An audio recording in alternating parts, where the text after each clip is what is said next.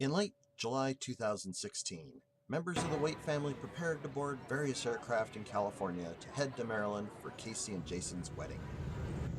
With flights leaving from both the Bay Area as well as Sacramento, many from the Waite family converged near Stevensville, Maryland. Some of the family had a wonderful time staying at a beach house that had a beautiful view of the Chesapeake Bay.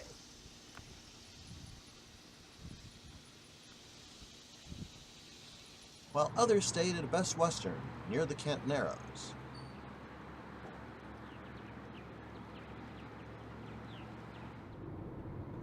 Though we were all there for the wedding, there were lots of little side trips that took place.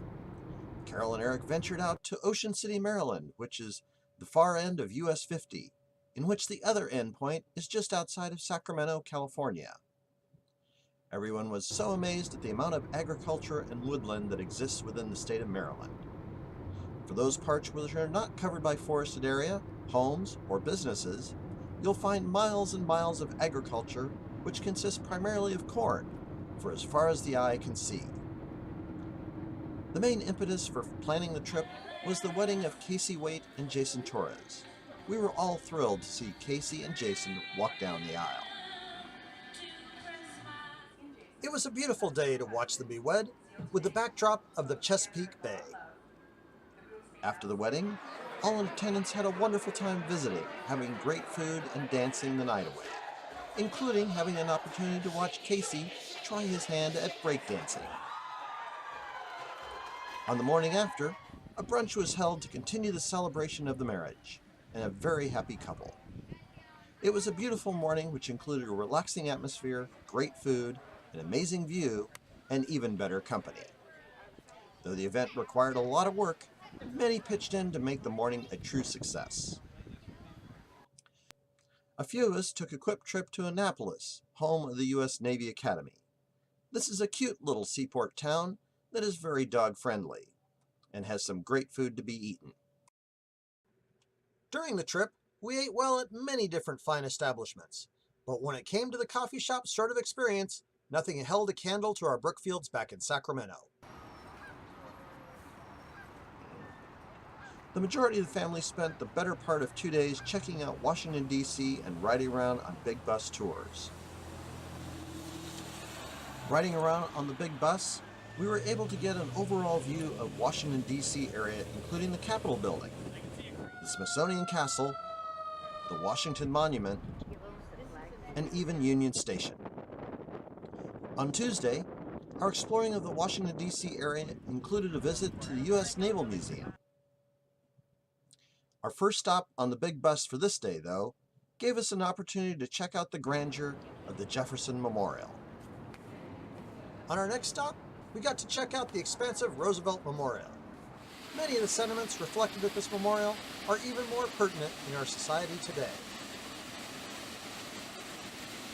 Our last stop on Tuesday was to check out the beauty and artistry of the Martin Luther King Memorial. Though our country has a long way to go when it comes to social justice, this memorial demonstrates just how far we really have come. On Wednesday, our touring of the Washington, D.C. area started out with exploring a number of rooms in the White House, which included being able to catch a glimpse of Sonny, one of the first canines. After some souvenir hunting, we went and checked out Ford's Theater, where Lincoln was shot. We then got a chance to explore parts of the Lincoln Museum that is attached to a house where Lincoln later succumbed to his injuries. After lunch at the Hard Rock Cafe, we boarded the big bus again and we checked out the Lincoln Memorial. We also got to look across the reflecting pool towards the Washington Monument and the Capitol Building.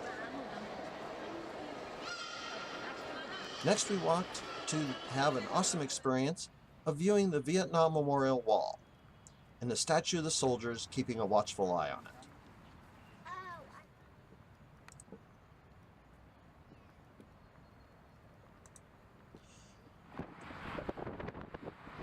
After leaving the Vietnam War Memorial Wall, we passed by the Pentagon.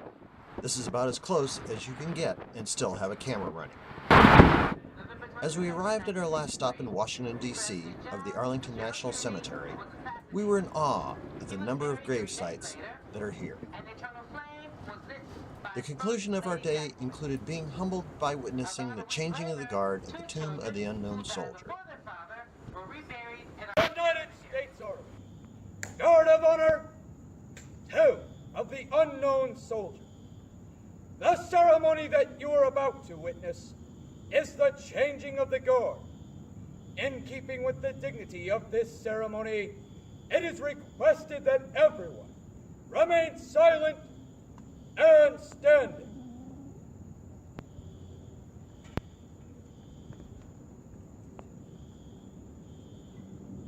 Thank you.